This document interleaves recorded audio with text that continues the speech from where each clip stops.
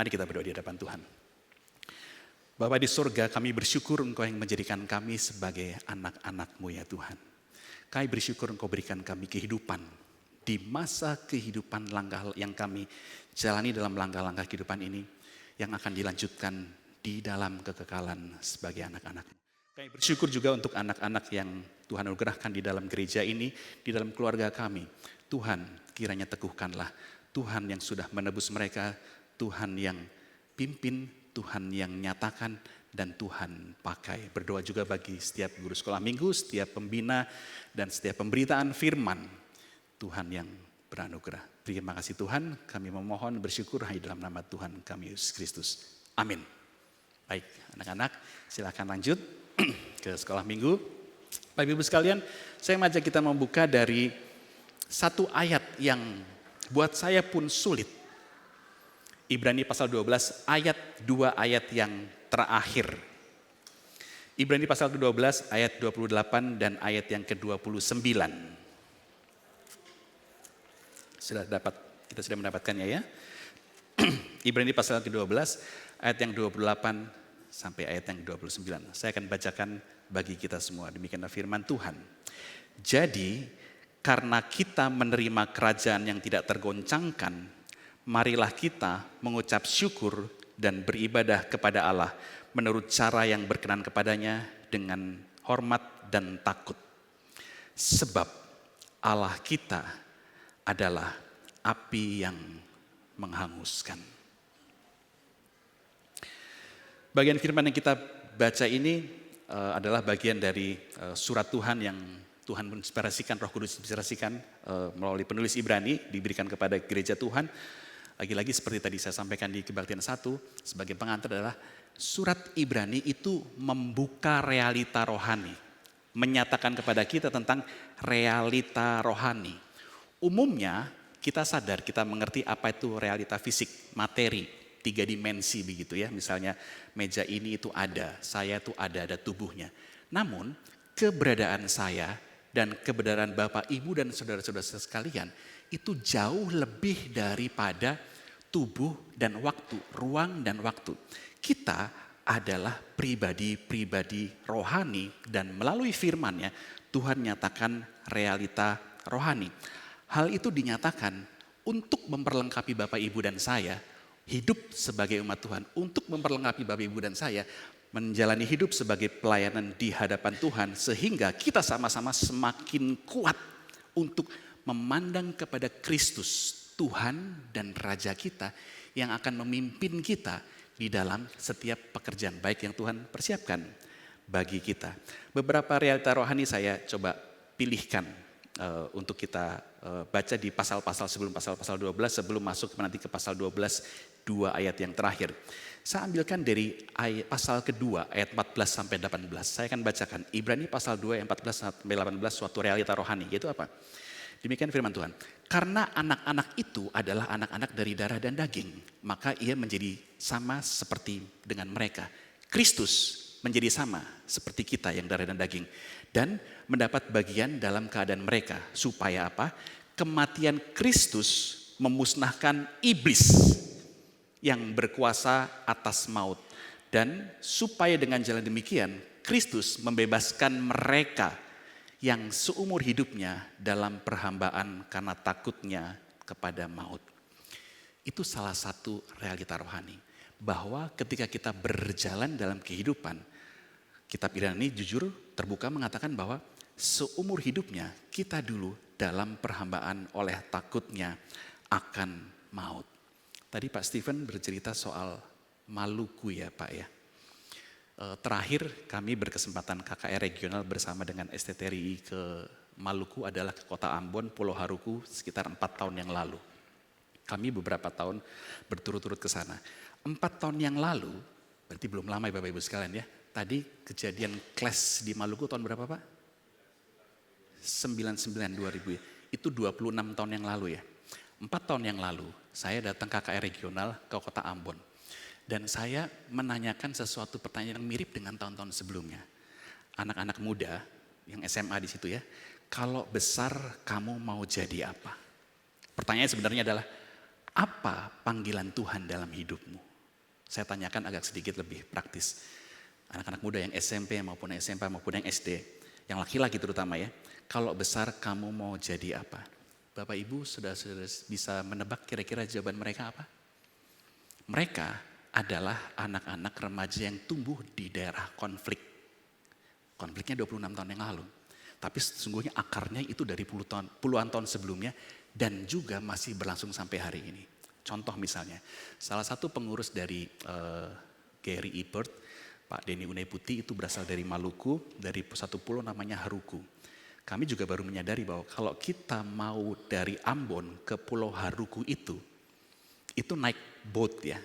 Kota Ambon, maksudnya Pulau Ambon ke Pulau Haruku. Naik boat itu Bapak Ibu sekalian, setelah kita ngelewatin pasar, itu kan ada galangan ya. Sebelah kiri ada boat, sebelah kanan ada boat. Bapak Ibu pernah ke Maluku? Kalau menyeberang ke Haruku, akan tanya, kamu orang Kristen atau orang Islam?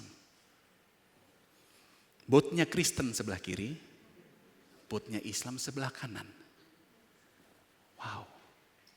Terus waktu sampai ke Pulau Haruku, di situ pulaunya cukup besar ya, itu ada banyak desa. Desanya ada desa Kristen dan desa Islam. Kalau dari, ini 4 tahun yang lalu, dan sampai hari ini pun masih begitu. Dari pelayanan KKR regional di satu desa Kristen ini ke desa lain bisa naik motor, naik ojek.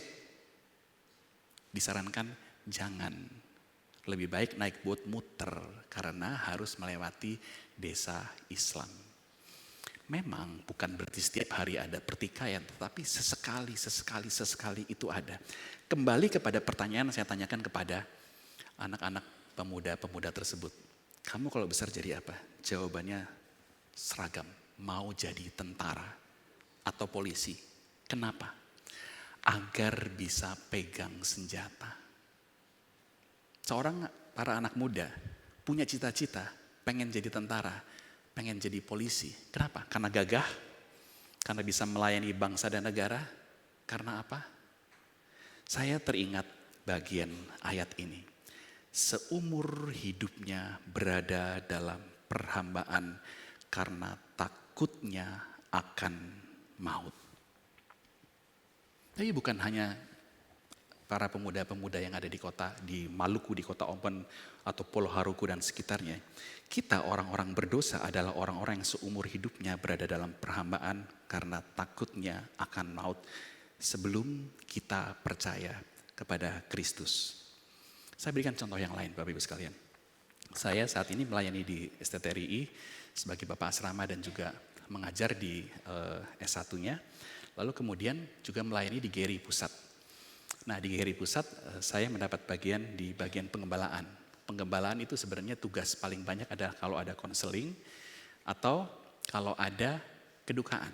Nah halnya adalah kedukaan di pusat itu cukup sering.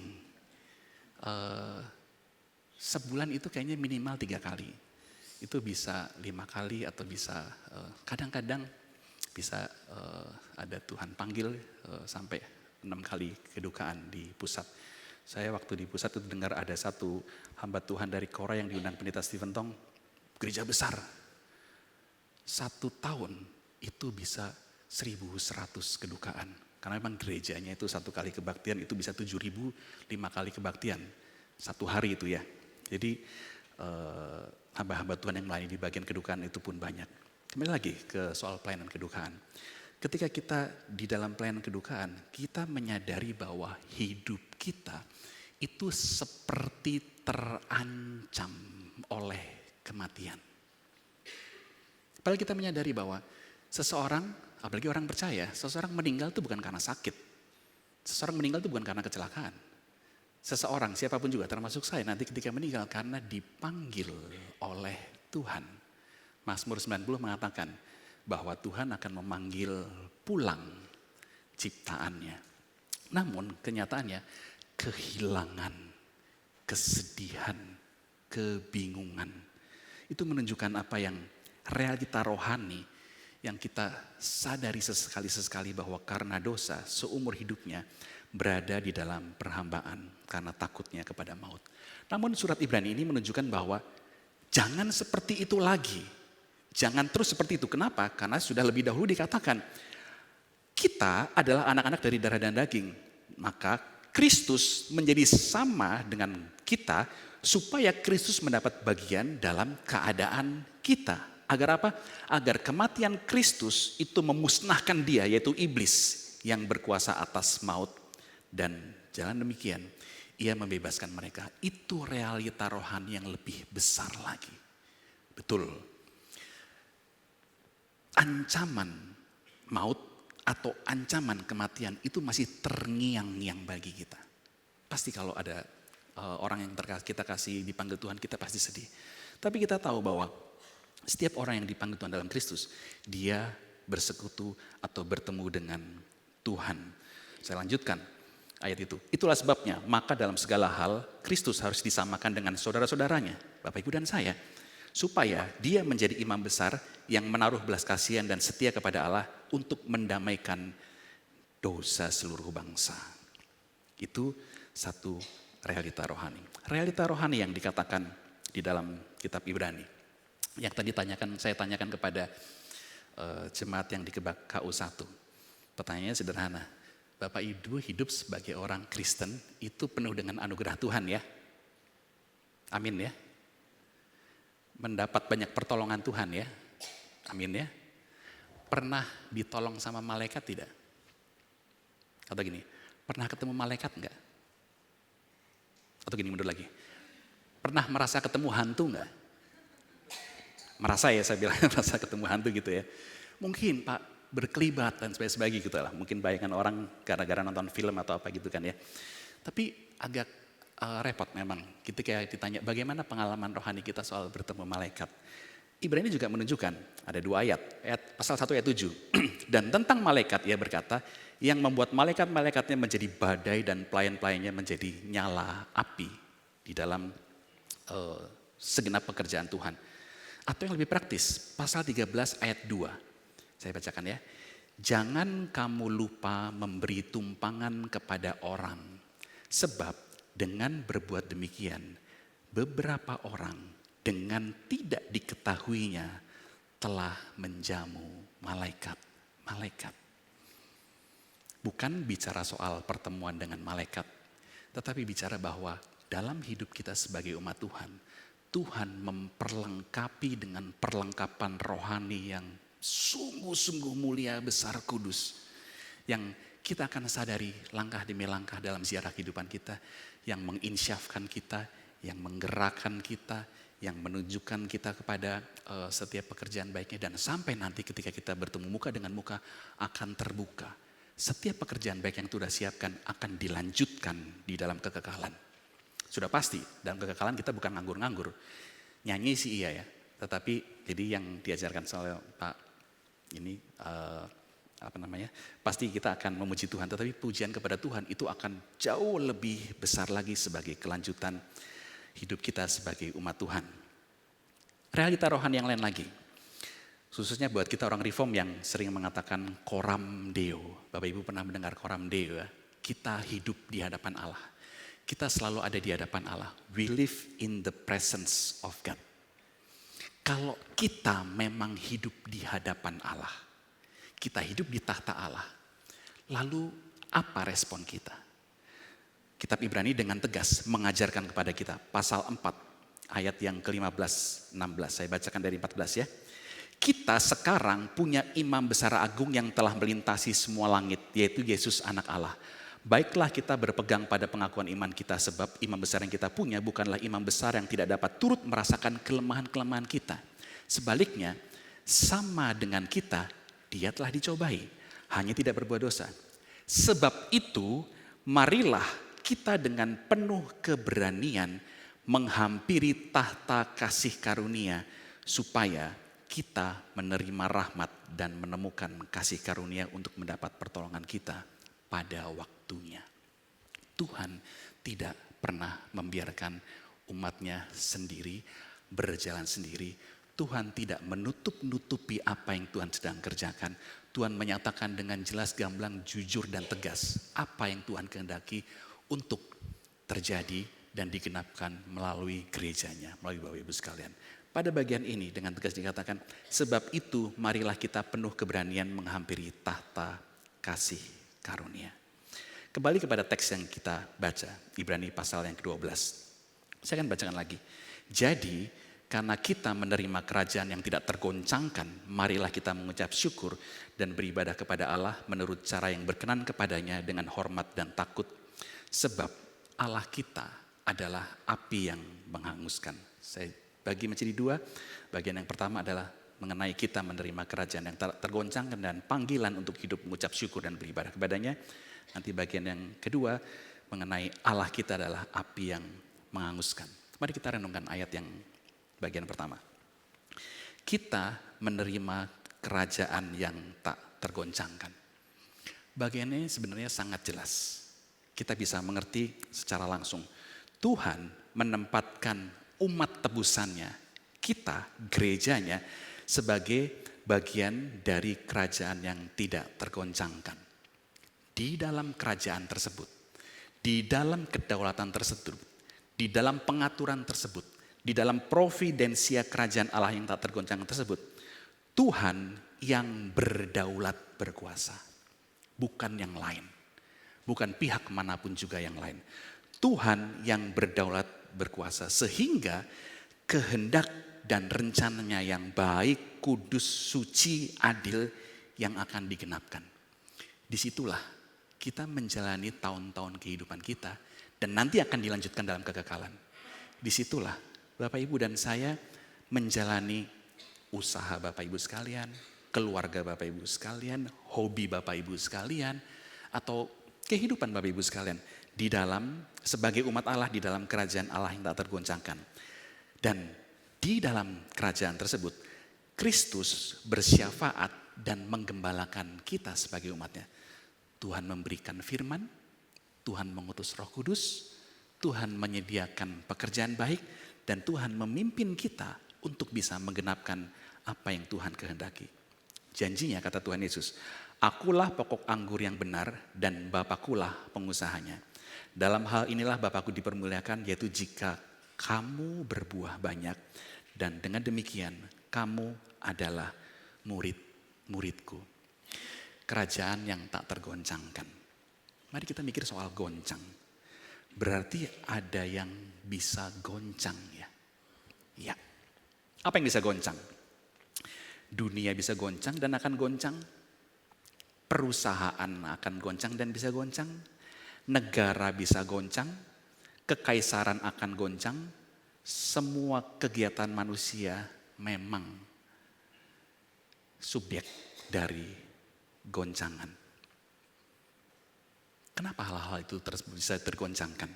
Pada bagian ini kita bisa mengerti bahwa keberadaan ciptaan yang memang subject to shaking bisa tergoncang, itu adalah agar hal-hal yang tidak tergoncangkan akan bisa tetap ada.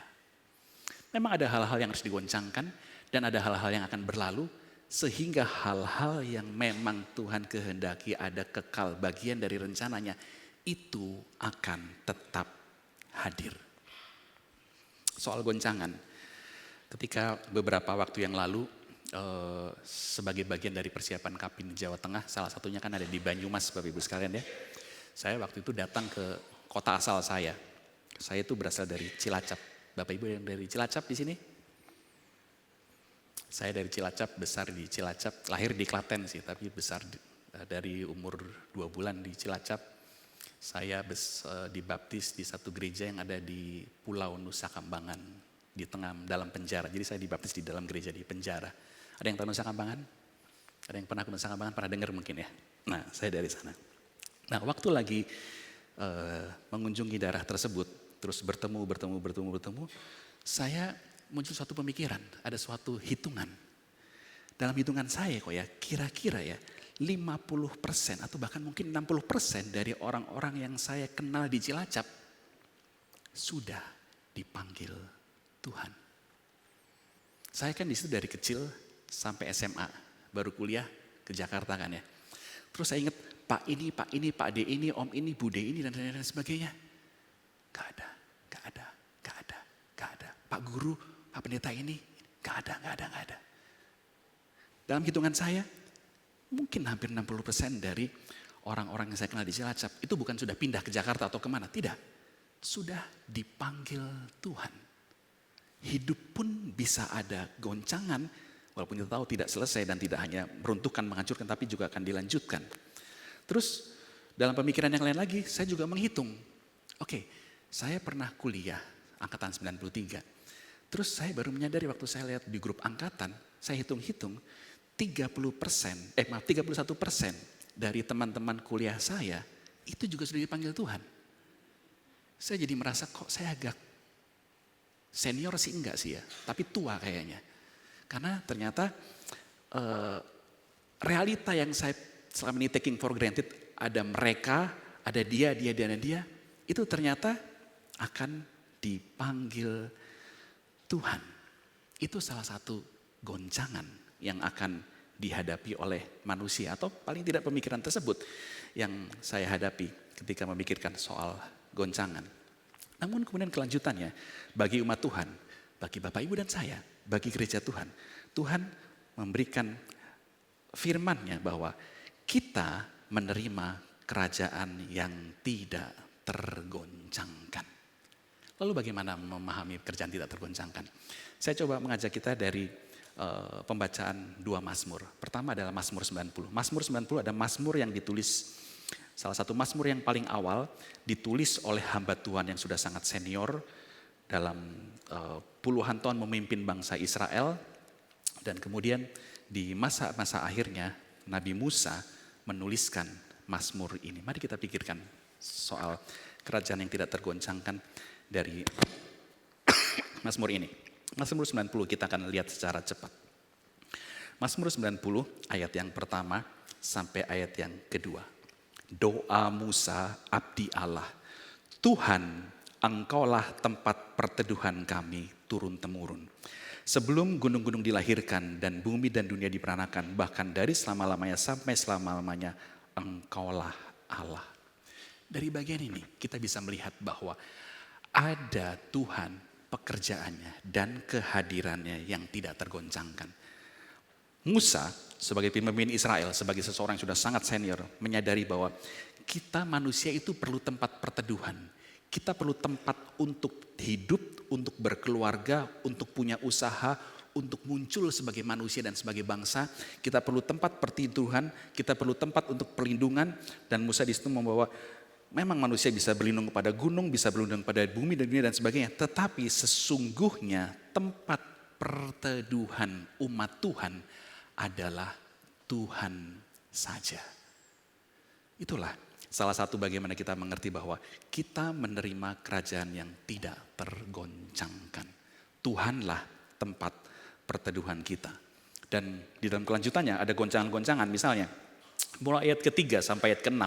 Itu ada 6 metafora untuk menunjukkan bahwa hidup manusia itu terbatas. Misalnya manusia itu seperti debu, manusia itu seperti hari yang berganti, manusia itu seperti giliran jaga waktunya, manusia itu seperti dihanyutkan oleh air. Dan bukan hanya itu saja. Lanjutnya di Mazmur 90, Musa mengatakan di ayat 7, kami habis lenyap karena murkamu, karena kehangatan amarahmu, engkau menaruh kesalahan kami di depanmu. Sungguh segala hari-hari kami berlalu karena gemasmu. Dan di situ ada ayat 11, satu perenungan. Siapa yang mengenal kekuatan murkamu dan takut kepada gemasmu? Siapa yang mengenal kekuatan murkamu? Saya tidak tahu. Saya tidak kenal kekuatan murka Tuhan. Saya sebagai orang berdosa, saya melakukan dosa dan bahkan sering melakukan dosanya dengan enteng saja. Karena saya tidak mengenal kekuatan murka Tuhan. Dan tidak ada di antara kita yang sesungguhnya tahu benar-benar seperti apa kekuatan murka Tuhan terhadap dosa. Dan dalam ketidaktahuan kita sesungguhnya ketika kita berhadapan dengan murka Tuhan, kalau kita lihat ayat di atasnya, habis semuanya. Tapi di dalam pertanyaan ini, siapa yang mengenal kekuatan murkamu? Ada yang pernah tahu? Ada. Siapa? Kristus. Kristus yang menanggung murka Tuhan. Kristus yang menerima murka Tuhan. Kristus yang menerima penghukuman atas tuntutan keadilan kudus Tuhan. Sehingga kemudian kita bisa datang ke hadapan Tuhan sebagai umat Tuhan. Ayat ini dilanjutkan dengan dengan kesadaran tersebut, ajarlah kami menghitung hari-hari kami sedemikian hingga kami beroleh hati yang bijaksana. Dalam hidup yang dinaungi Tuhan, yang memang akan mengalami goncangan, dan bukan hanya goncangan, akan berhadapan dengan penghakiman Tuhan, kita tahu di dalam Kristus, kita bisa datang ke penghakiman Tuhan dengan segenap harap. Ayat 13, 14, 15, 16, selanjutnya adalah doa-doa yang sungguh sangat baik. Kembalilah ya Tuhan, berapa lama lagi dan sayangilah hamba-hambamu. Kenyangkanlah kami di waktu pagi dengan kasih setiamu. Buatlah kami bersukacita seimbang dengan hari-hari engkau menindas engkau. Sampai ke ayat yang terakhir dari Mazmur 90. Kiranya kemurahan Tuhan Allah kami atas kami dan teguhkanlah perbuatan tangan kami. Ya Tuhan, perbuatan tangan kami teguhkanlah itu. Ada yang akan digoncangkan dan ada yang tidak tergoncangkan. Atau misalnya kita lihat Mazmur yang lain, satu Mazmur lagi Bapak Ibu sekalian, Mazmur 73. Mazmur 73 adalah Mazmur Asaf yang menunjukkan bahwa realita hidup itu penuh pergumulan. Di Mazmur 73 kita bisa melihat bahwa orang percaya tersebut itu menunjukkan atau berkata kepada Tuhan, Tuhan hidupku penuh pergumulan, sulit sekali, dan bahkan mengatakan itu kayaknya orang-orang fasik itu nggak pernah ada goncangan. Bahkan dia mengatakannya cukup eksplisit. Mereka itu gemuk-gemuk. Kita lihat ya, Mazmur 73 ayat 7. Dari ayat 8 misalnya. Sebab itu mereka berkalungkan kecongkakan dan berpakaian kekerasan. Dan karena kegemukan kesalahan mereka menyolok dan hati mereka meluap-luap dengan sangkaan. Sepertinya tidak tergoncangkan. Tapi Mazmur 73. Tapi selanjutnya kemudian pemazmur melanjutkannya. Pemazmur melanjutkannya sampai kemudian ayat yang ke-17. Sampai aku masuk ke dalam tempat kudus Allah dan memperhatikan kesudahan mereka. Sungguh di tempat-tempat licin kau taruh mereka. Dan selanjutnya ke bawah sampai ayat yang begitu indah di ayat 28. Tetapi aku suka dekat pada Allah. Aku menaruh tempat perlindunganku pada Tuhan Allah. Supaya apa? Supaya dapat menceritakan segala pekerjaannya. Ada yang akan tergoncangkan? Akan tergoncangkan. Dunia, perusahaan, tadi saya bilang kekaisaran dan sebagainya. Dan bahkan juga ada yang dalam hidup kita akan tergoncangkan. Tetapi Tuhan mengatakan, kamu sudah menerima kerajaan yang tidak tergoncangkan. Menyadari fakta itu, bagaimana respon kita? Bukan kemudian kita merasa aman saja, ya sudah, Tuhan sudah kasih stempel, jamin, maka hidup saya baik-baik saja. Karena kita tahu bahwa sebagai umat Tuhan, hidup kita bukannya mudah. Tuhan akan berikan sepenuhnya tantangan untuk melatih kita, sepenuhnya, secukupnya pergumulan untuk melatih kita. Tetapi Tuhan memberikan janji penyertaan. Dan di dalam janji tersebut, bagaimana respon kita? Saya ceritakan salah satu respon. Sebatas ingatan saya, salah satu permohonan pendeta Stephen Tong ya. Ketika 69 tahun yang lalu, beliau menyerahkan diri menjadi hamba Tuhan penuh waktu.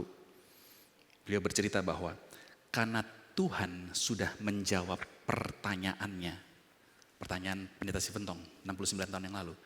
Maka di saat itu beliau bersedia dipakai Tuhan mempersembahkan diri untuk mengabarkan Injil dan menjawab pertanyaan-pertanyaan manusia sejauh Tuhan memimpin beliau.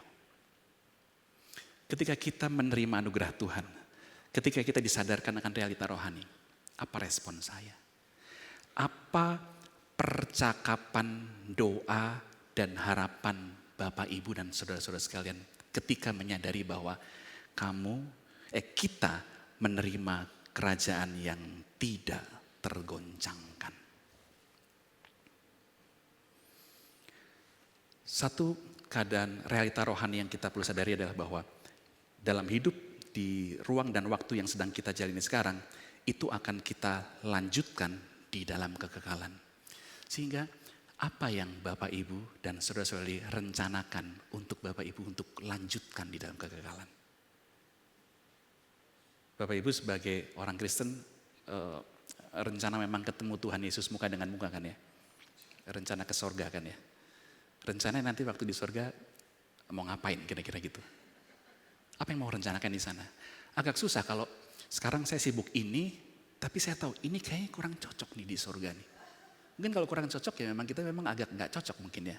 Tapi kita tahu ini tugas Pak Marvin sebagai gembala di sini untuk mencocokkan hal tersebut dengan khotbah dan hal-hal yang kita kerjakan di dalam pelayanan gereja ini. Tetapi kita tahu bahwa setiap pekerjaan baik yang Tuhan anugerahkan di dalam gerejanya, itu akan dilanjutkan dalam kekekalan, dalam kemuliaan, tanpa dosa. Tuhan tidak membuang.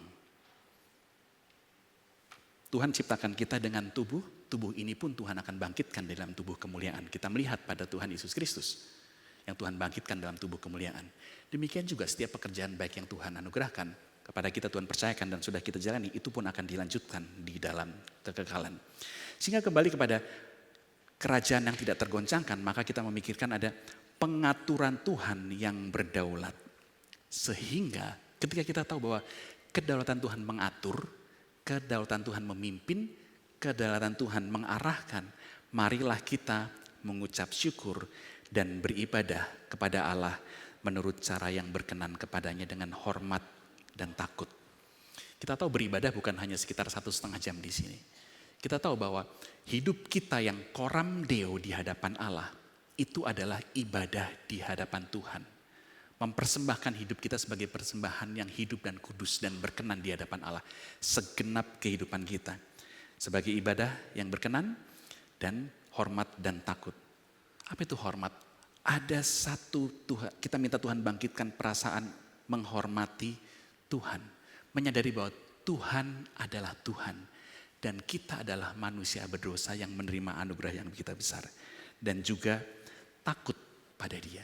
Bukan ketakutan, tetapi memiliki suatu afeksi, suatu keputusan yang kudus, yaitu apa? Saya tahu saya adalah milik Tuhan. Saya tahu saya adalah umat Tuhan, sehingga saya mau dipakai Tuhan. Sejauh yang Tuhan mau, sebesar yang Tuhan mau, dan juga menanggung rencana Tuhan seberat yang memang Tuhan kehendaki. Karena kita menerima kerajaan yang tidak tergoncangkan, marilah kita mengucap syukur dan beribadah kepada Allah menurut cara yang berkenan kepadanya dengan hormat dan takut. Kita masuk ke bagian yang kedua, ayat yang ke-29. Sebab Allah kita adalah api yang menghanguskan. Bagian ini seperti saya ungkapkan di awal itu adalah satu bagian yang saya bergumul besar.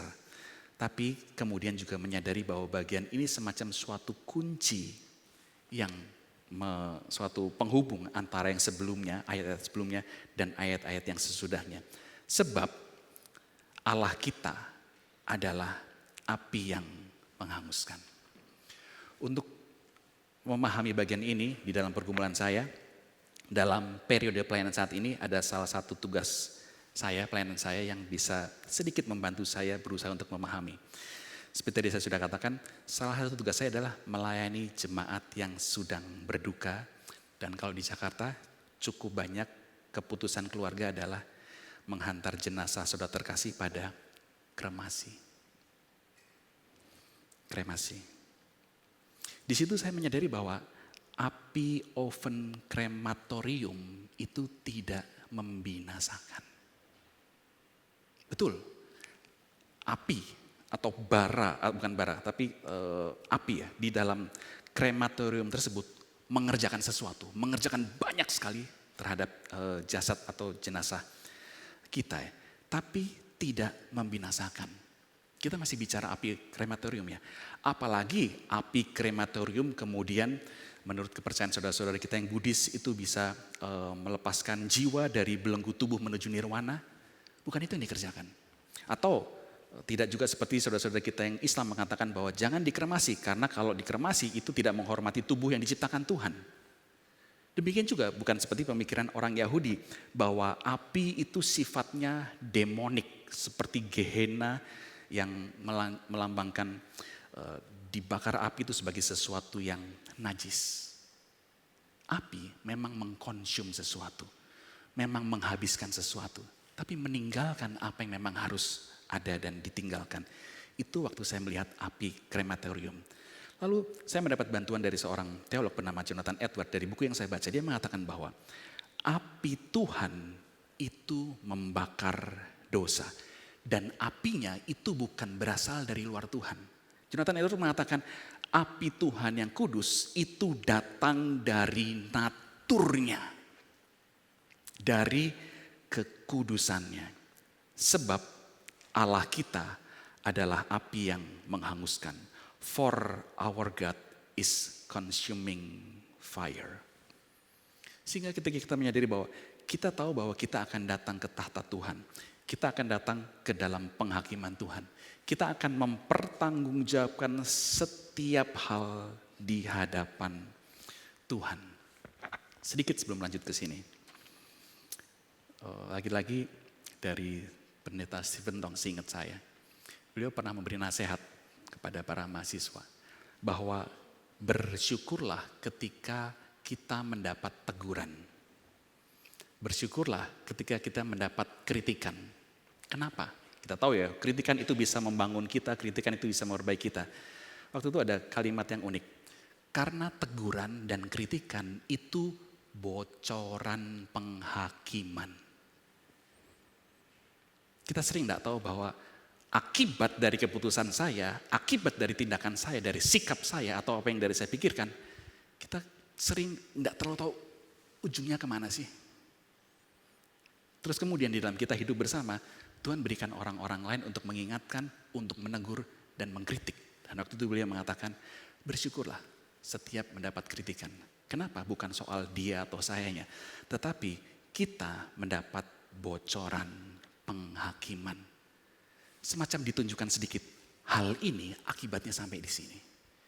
Di situ kita bisa bertobat, di situ kita bisa berbalik, di situ kita bisa bertumbuh, di situ kita bisa memperbaiki diri sebagaimana yang Tuhan kehendaki. Kembali lagi, bahwa setiap manusia akan datang kepada tahta kudus penghakiman Allah. Dan di situ akan ada penghakiman, dan di situ semua akan dibuka. Untuk hal ini, saya mencoba mengertinya dengan coba lebih sederhana, dan saya harap itu bisa menjadi berkat buat Bapak Ibu sekalian.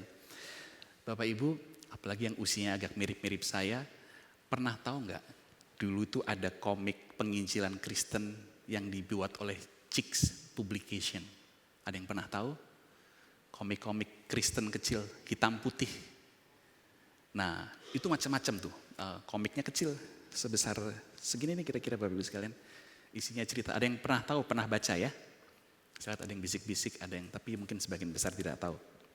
Nah, tapi anyway, komik Kristen tersebut itu tidak reform sih komiknya, tidak reform. Jadi nggak perlu cari-cari juga sih. Tapi itu membantu ketika awal-awal saya menjadi orang Kristen masih kecil di situ ya.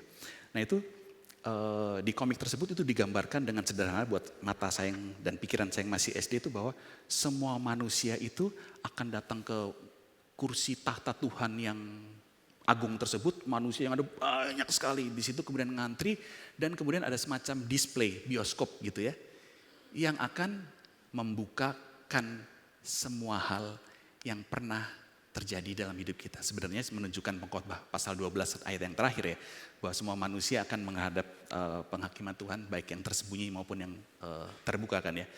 Tapi waktu saya melihat komik tersebut, wow, ternyata kita memang tidak bisa sembunyi dari Tuhan ya. Dan ternyata bahwa memang setiap hal tersebut itu akan dan harus dipertanggungjawabkan kepada Tuhan. Kenapa sering saya tidak sadar? Kenapa sering saya tidak peduli? Kenapa sering saya mau-maunya sendiri? Ayat ini dengan tegas menjadi sesuatu proklamasi yang lantang. Allah kita adalah api yang menghanguskan. Kekudusan Allah akan menyatakan keadilannya. Dan setiap dosa itu akan dibuka di hadapan keadilan Allah. Atau misalnya kalau Bapak Ibu sekalian atau saudara-saudara yang pernah ikut pelatihan EE di sini kan ya. Waktu bicara soal dosa kan kita anggap dosa besar, dosa kecil ya. Di situ kita belajar bahwa dosa sehari berapa kali gitu, misalnya dosa 3 kali, maka kalau dikumpulkan setahun itu dosa jadi banyak. Itulah keberdosaan kita. Nah waktu saya ikut pelatihan DE, saya terpikir sedikit hal yang lain. Dosa kita tuh seperti apa? Karena saya rasa keberdosaan kita tuh lebih continuous. Dosa kita tuh mungkin agak mirip dengan kalau kita pergi ke Indomaret, bawa uang agak banyak. Kalau belanja di Indomaret uang agak banyak berapa kira-kira ya? 1 M gitu lah kira-kira ya. Bawa uang 1 M terus belanja di Indomaret, terus minta struknya dibikin per item 1. Itu struknya nanti bisa panjang sekali. Nah itulah kira-kira catatan kehidupan kita. Dan pada kenyataannya sungguh bagi kita yang tidak bertobat itu adalah dosa di hadapan Tuhan, dosa di hadapan Tuhan. Bagi yang bukan umat Tuhan, datang ke hadapan Tuhan adalah sebagai penghakiman karena Allah kita adalah api yang menghanguskan. Lalu bagaimana bagi Bapak, Ibu dan saya? Saudara-saudara sekalian, kita yang sudah ditebus Tuhan. Apakah kita juga akan menghadapi Allah yang adalah api yang menghanguskan? Iya, tetap. Kita akan berhadapan dengan Tuhan. Keadilan Allah juga akan ditegakkan. Dalam hal ini saya mengajak kita untuk berpikir sedikit lebih dalam. Lebih dalamnya seperti apa? Kita kadang-kadang bertemu dengan saudara-saudara kita Muslim yang mengatakan, orang Kristen itu kok kayaknya enak banget ya, asal percaya terus langsung beres. Nanti di hadapan Tuhan itu akan langsung beres. Kira-kira seperti itu enggak ya? Percaya aja. Itu nanti beres, tiket masuk surga udah dibereskan. Saya percaya kalau hati kita, pikiran kita itu memang seringan itu, kita perlu introspeksi. Kenapa? Karena untuk bisa mengatakan percayalah, kita harus percaya kepada Kristus yang sudah menanggung dosa kita. Dan itu tidak pernah menjadi cuman saja. Apa yang Kristus kerjakan itu tidak pernah cuman saja. Kita tahu bahwa di dalam iman kita memuliakan salib Kristus. Karena disitulah Tuhan, api Allah yang menghanguskan juga menghadirkan anugerah yang besar. Karena kejahatan yang terbesar yang mungkin terjadi, yaitu dibunuhnya anak Allah, Tuhan pakai untuk menghadirkan anugerah yang paling besar. Sehingga bagi setiap kita, apa yang melambangkan keberadaan kita sebagai orang Kristen? Pasti adalah salib Kristus. Sehingga Ibrani 12 beberapa ayat di atasnya dikatakan bahwa, hai kita orang-orang Kristen, marilah kita melakukannya dalam hidup kita ya, dengan mata yang tertuju kepada Yesus yang memimpin kita dalam iman dan yang membawa iman kita kepada kesempurnaan Kristus tersebut, yang dengan mengabaikan kehinaan tekun memikul salib ganti sukacita yang disediakan bagi dia yang sekarang duduk di sebelah kanan tahta Allah. Ingatlah selalu akan dia yang tekun menanggung bantahan. Saya bermasalah kalau saya anggap enteng apa yang Kristus sudah kerjakan bagi saya.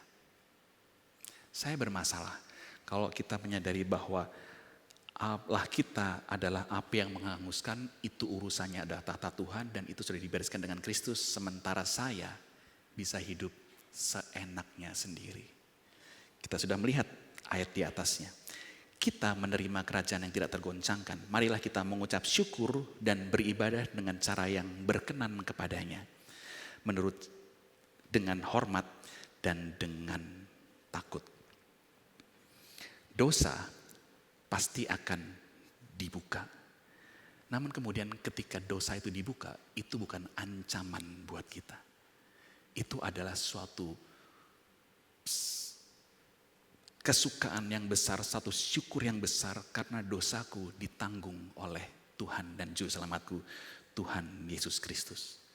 Dan kesadaran tersebut bukan membawa kita hidup dengan ringan, enteng apalagi semaunya, tetapi dengan hidup yang hormat dan takut akan Dia. Sungguh kita perlu belajar, harus belajar untuk hidup dengan hormat dan takut akan Dia. Mari kita sebelum penutup mencoba memperluas apa yang Alkitab tuliskan mengenai api yang menghanguskan atau api Di perjanjian lama kita tahu bahwa ketika Adam dan Hawa jatuh dalam dosa dan kemudian diusir ke bagian timur, maka Tuhan meletakkan api yang dipegang oleh malaikat. Kita juga pernah tahu bahwa Tuhan memakai api untuk menghancurkan Sodom dan Gomora. Tapi sekaligus Tuhan juga pernah menyatakan kehadirannya ketika Musa melihat satu semak yang terbakar tapi tidak habis. Karena api Tuhan hadir di situ. Atau ketika orang-orang Israel lihat ke Gunung Horeb dan melihat gunung tersebut ditutupin api ketika Tuhan memberikan Taurat. Atau ketika Tuhan harus membunuh dua hamba Tuhan yang barusan ditabiskan. Nadab dan Abihu. Tuhan memakai api Tuhan. Tuhan juga memakai api ketika menerima persembahan dari Elia dan di perjanjian baru. Ketika Tuhan mengutus gerejanya, maka ada lidah-lidah seperti api. Kiranya dari perenungan firman pada siang hari ini, pagi hari ini, kita menyadari bahwa Allah kita adalah Allah yang kudus. Ayat ini dikutip dari perjanjian lama. Allah kita adalah api yang menghanguskan, yang akan meneguhkan dan memimpin kita untuk hidup dengan penuh syukur, penuh sukacita, penuh pengharapan karena setiap hal yang kita lakukan tidak akan sia-sia. Sebagai penutup, selanjutnya saya akan mengajak kita melihat secara cepat apa yang dinasihatkan oleh penulis Ibrani. Ketika kita menyadari bahwa kita menerima kerajaan yang tidak tergoncangkan, marilah kita mengucap syukur dan beribadah dengan Allah menurut cara yang berkenan kepadanya dengan hormat dan takut. Sebab Allah kita adalah api yang menghanguskan. Pasal 13 ayat 1. Selanjutnya apa? Peliharalah kasih persaudaraan. Selanjutnya, jangan kamu lupa memberi tumpangan kepada orang-orang. Berikutnya, ingatlah akan orang-orang hukuman karena kamu sendiri juga adalah orang-orang hukuman. Selanjutnya, ingatlah akan orang-orang yang diperlakukan sewenang-wenang. Berikutnya, hendaklah kamu semua penuh hormat terhadap perkawinan. Dilanjutkan, janganlah kamu menjadi hamba uang dan cukupkanlah dirimu dengan apa yang ada padamu. Karena Allah telah berfirman, aku sekali-kali tidak akan membiarkan engkau dan aku sekali-kali tidak akan meninggalkan engkau. Mari kita bersyukur. Sekali lagi dengan gentar kami menerima firman-Mu. Ya Tuhan, Bapa kami di sorga, kiranya anugerah-Mu yang limpah kami terima, kami mengerti, dan belajar kami responi. Ajar kami bersyukur di hadapan-Mu Tuhan. Ajar kami hidup, mempersembahkan hidup yang kudus sebagaimana yang Tuhan ajarkan kepada kami. Berbelas kasihan kepada kami, umat-Mu, gereja-Mu, di dalam nama Tuhan kami Yesus Kristus. Kami berdoa, kami berharap, dan kami bersyukur. Amin.